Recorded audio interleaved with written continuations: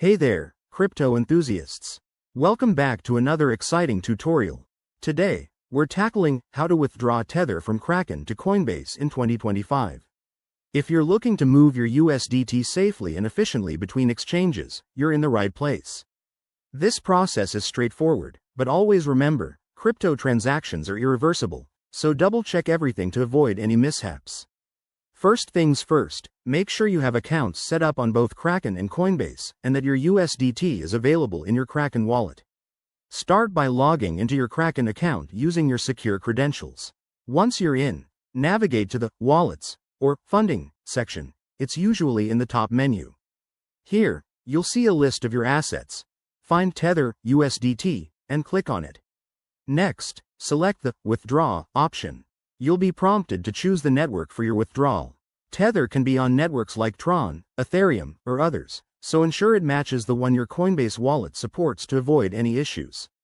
For most users, Ethereum ERC20 is a safe bet, but confirm this in your Coinbase settings.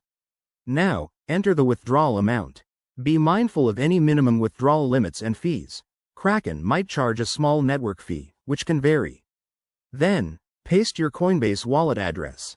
You can find this by logging into Coinbase, going to your wallet, and copying the USDT address. Double-check it to prevent sending funds to the wrong place. Hit Review Withdrawal, and carefully verify all the details, the amount, address, and network. If everything looks good, confirm the transaction. You'll likely need to enable two-factor authentication for added security. Once submitted, Kraken will process your withdrawal, which could take anywhere from a few minutes to an hour, depending on network congestion. While you wait, keep an eye on your Coinbase account for the incoming funds.